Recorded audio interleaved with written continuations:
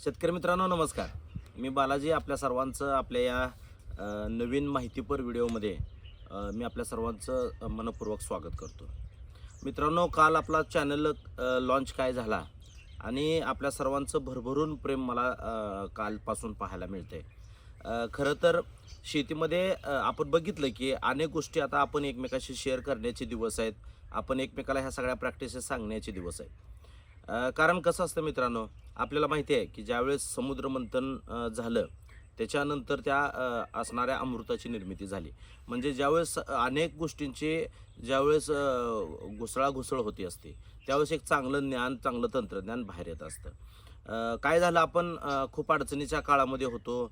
2 वर्षापूर्वी अशी परिस्थिती होती की आपल्याला लेबरचे रोजगार द्यायला सुद्धा पैसे नव्हते आणि म्हणून आपण बायका लेकरासहित आपण शेतामध्ये राबत होतो. हे राबत असताना 2-3 वर्षाची ही जी तपश्चर्या आहे, हे जे झोकून देणं आहे आपलं, हे जे डेडिकेशन आहे आपलं या सगळ्या गोष्टीमध्ये, त्याच्यातून खूप सारी प्रॅक्टिस अशी पुढे आली की ज्या प्रचलित पद्धती आहेत, काय गोष्टी आवर्जून पेरल्या गेलेल्या आहेत, तर त्या गोष्टी खरंच किती चुकीच्या आहेत हे रिअलाईज होत गेलं. आणि त्यामुळं आपण ज्या ज्या गोष्टी मांडत गेलो प्रामाणिकपणानं, त्याची शेतकऱ्यांना खूप मोठ्या प्रमाणात त्याची गरजही आहे हे लक्षात आलं. आणि मग एक ठरवलं की बाबा याचं आपण फेसबुकवर आजपर्यंत शेतकऱ्यांशी संवाद साधत आलो आहे, आता आपण यूट्यूब चॅनलसुद्धा तयार केलं पाहिजे. आणि म्हणून आपण खरं तर यूट्यूब चॅनल आता आपला क्रिएट केलेला आहे. खरं तर आता आज आपण एका खूप महत्त्वाच्या विषयाला हात घालणार आहे. कारण काल आपण मास्तर लोकांनी जे शेतीतलं गणित बिघडवून टाकलं आहे शेतकऱ्यांचं, त्याच्यावर बोललो आपण. आज आपण काय करतोय, आज आपण आळवणी चं जे गौडगा बंगाल आहे किंवा जे दुष्टचक्र आहे ते समजून घेणार आहे. कारण आपण शेती कशी करायची हे आता प्रत्येक व्हिडिओमधून पुढं पाहणारच आहे. परंतु आपलं काय चुका आहेत, काय गोष्टीचं आपल्यामध्ये कसं गैरसमज आहेत, यासुद्धा गोष्टी आपण जाणून घेणं गरजेचं मला वाटतं. त्यामुळं खास करून मी या गोष्टी मांडण्याचा प्रयत्न करतोय. तर आता आपण बघूया, आपण ज्यावेळेस एखाद्या पिकाची आपण लागवड करत असतो, मुळातच आपण जर बघितलं तर अनेक आता काल एका शेतकरी मित्रांचा मला फोन आलेला आणि त्यांनी सांगितलं की 4थी आळवणी मी आज घेतलेली आहे खरबूज पिकाला. आणि मग माझ्यासारख्याला प्रश्न पडतो की बाबा, आपण सलग 23 प्लॉट करत आलो खरबुजाचे आणि मग आपल्याला एकच्या वर आळवणीची गरज कधीच पडली नाही किंवा आपण दुसरी आळवणी कधीही घेत नाही खरबुजाला. आणि मग एवढं चांगलं सुटसुटीत असताना, पीक सगळं आपल्या डोळ्यासमोर असताना, यात 4-4 आळवण्यामागचा उद्देश काय? आणि आपण जर बघितलं तर 1,500 रुपयांची जर समजा आपण एक आळवणी धरली तर हे 5-6 हजार रुपये अजून आपला क्रॉप कव्हर टाकायचं, त्याचं भविष्य तयार व्हायचं आहे, तोपर्यंतच आपण त्याच्यासाठी खर्च घालतोय. बरं ठीक आहे, आपण ते पैसे खर्च घालतोय मान्य, पण हे पैसे खर्च घालत असताना त्याचा काय उपयोग आपल्या पिकाला होतोय का, हे सुद्धा आपण बघणं गरजेचं आहे, ते जाणून घेणं गरजेचं आहे. आता आपल्याला माहिती आहे कुठल्याही गोष्टीला एक शास्त्र असतं, एका प्रत्येक गोष्टीचं एक पद्धत असते, मेथड असते. आता आपण आपण बघितलं तर एक कीटकनाशक, एक बुरशीनाशक, एक टॉनिक अशा 3-3, 4-4 औषधांची आळवणी ही पिकाला घेतली जाते. आता ते रोप असतं 20 दिवसाचं किंवा 15 दिवसाचं आणि त्या 15 दिवसाच्या पिकाला फक्त स्टार्टअप देण्यासाठी किंवा त्याला थोडासा आधार देण्यासाठी आपण एक 10-1 हजार रुपयाचा खर्च किंवा 7-8 हजार रुपयाचा खर्च आणि मॅन्युअली त्याच्यासाठी राबणूक वगैरे करत असतो. पण मुळात याची गरज आहे का, याचा जर विचार कोणी केला आहे किंवा कोण करत नाही, अशी परिस्थिती आपल्या आसपास दिसते. सांगितलं जाते किंवा आपल्या प्रॅक्टिसमध्ये आहे म्हणून या गोष्टी केल्या जातात. साधारण आपण खरबुजाला एकच आळवणी घेतो. ही एक आळवणी घेत असताना ती केव्हा घेतो हे पण आता आपण बघूया.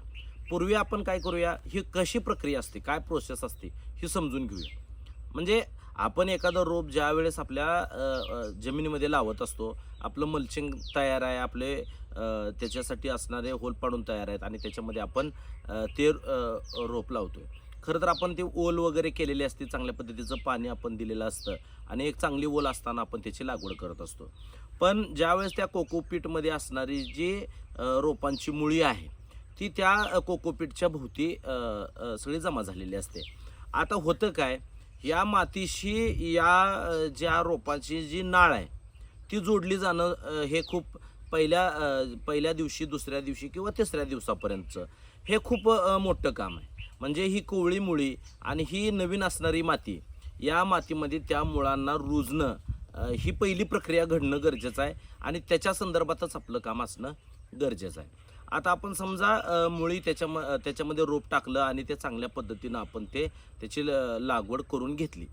होतं काय की 2, 3, 4 दिवसाचा कालावधी असतो. त्याच्यामध्ये थोडंसं पाण्याचं प्रमाण थोडंसं आपण व्यवस्थित ठेवलं आणि जे काही खाली आपण खतं दिलेले आहेत त्याची हीट तयार होणार नाही ह्याची काळजी घेतली तर साधारण ते रोप लवकरात लवकर त्या मातीशी अटॅच होतं किंवा त्याच्यामध्ये त्याची जी काय मुळे आहे ती रुजण्याचं काम फास्ट होत असतं. म्हणजे साधारण 2-3 दिवसाचा पिरियड ह्यासाठी आपण गृहीत धरावा लागतो.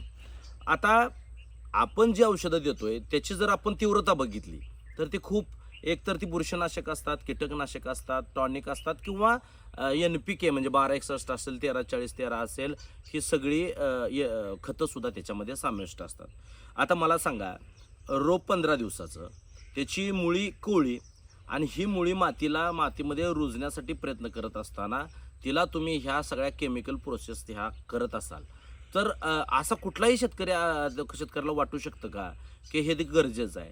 कारण हे दिलंय आपण त्याच्या न्यूट्रिशनसाठी समजा किंवा त्याची वाढ व्हायसाठी, पण मुळातच ते अजून अटॅचच झालं नाही मातीशी तर ते आपटेक करायचा विषय राहिला कुठं? तो विषयच येत नाही आणि मग त्याला आपटेक होण्याची जी प्रक्रिया आहे ती किमान 5 ते 6 दिवसानंतर, कमीत कमी 5 ते 6 दिवसानंतर अशी कंडिशन मातीमध्ये घडू शकते की त्याची मुळी आतल्या बाजूला तिचा स्वतःचा जो कॅचमेंट एरिया आहे तो कॅचमेंट एरिया त्या मुळांच्या आसपास स्वतःचा तयार करेल आणि त्या मुळ्यांचं थोडंफार जाळं, प्राथमिक जाळं तरी तयार होईल आणि त्यानंतर जी आळवणी आपण देतो ती त्याला घेता येईल. मुळात लिचिंग आपण जर त्या गुंडीच्या खाली ते औषध गेलं तर ते लागू पडायचा विषय येत नाही. म्हणजे ते सगळंच्या सगळं जे काम आहे ते सगळंच्या सगळं काम चुकीचं आहे. आता आपण समजून घेतलं की बाबा हे चुकीचं आहे, तर आता आपण केलं काय पाहिजे हे बघूया.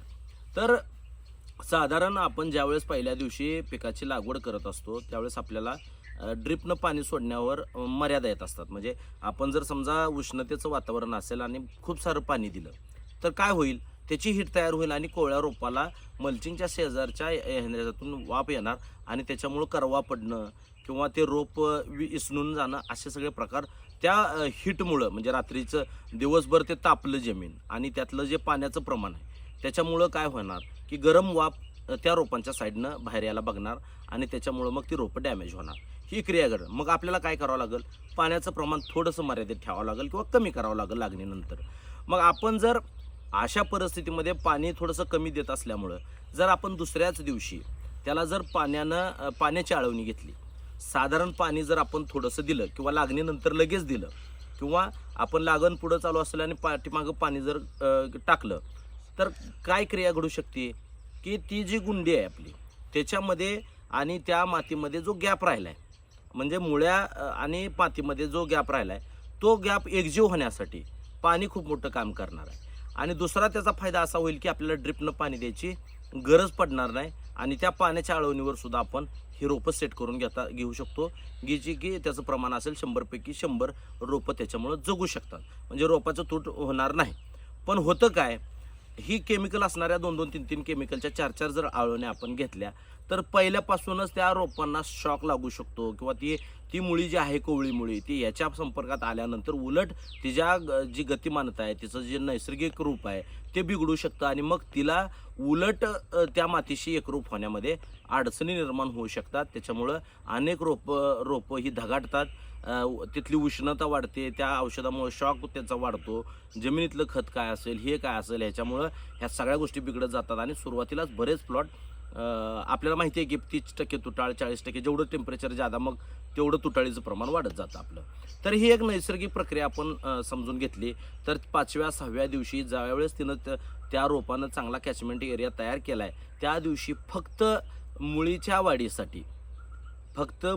वाढीसाठी तिथं आपल्याला हे देणं गरजेचं आहे. म्हणजे आपल्याला त्या ठिकाणी मुळीच्या ह्याच्यासाठी झायटोनिक सारखं एखादं असेल, मायक्रोरायझा आपण त्याला म्हणतो, तर ते गरजेचं आहे. आणि मग आपण ते आळवणी घेऊन त्याची गरज पूर्ण करू शकतो. आणि ही एक आळवणी, याच्यामध्ये बुरशीनाशकं बरीच टाकतात. आता मला नाही समजत की ज्या प्लॉटला आपण नवीन मेहनत केली आहे, नवीन बेड प्रिपरेशन झालं आहे, तिला लगेचच पहिल्या वेळेस बुरशीनाशकं टाकायची वेळ तरी का यावी, कशासाठी ती बुरशी तयार होईल, किती तयार होईल. मग हे सगळं जर जाणून घेतलं तर या सगळ्या चुकीच्या प्रॅक्टिसेस आपल्या चालू आहेत. याच्यावर बदल करा मित्रांनो. ही काळाची गरज आहे. होणारा अतिरिक्त खर्च असेल किंवा आपलं विनाकारण आपला कष्टाचा घामाचा पैसा आपण चुकीच्या मार्गानं खर्च करतोय. आता शेवटी आपलं ह्याच्यातली प्रॅक्टिस चांगली असणं खूप गरजेचं आहे. म्हणून आपण ह्या गोष्टी सांगतोय. कशी केली पाहिजे ह्याच्यावर तर आपण आता सातत्यानं बोलणार आहे.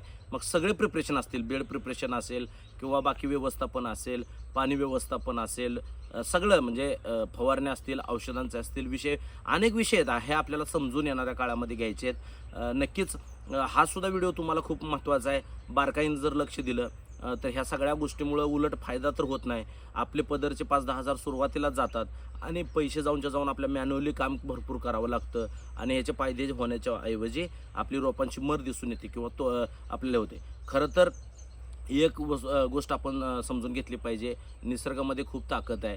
एखादं रोप असं जरी पडलं आणि त्याला ओल मिळाली तरी ते चिटकू शकतं. एवढं ह्या निसर्गामध्ये सगळे आहे. याची प्युरिटी जी आहे, याचं जे सात्विकपण आहे ते जपून आपल्याला शेती करायची आहे. हे समजून घेऊन आपल्याला शेती करायची आहे. सगळंच आपण करायचं आहे आणि निसर्ग बघत बसणार अशातली काही भूमिका नाही. आपल्याला फक्त सपोर्टिव्ह सिस्टीम म्हणून काम करायचं आहे.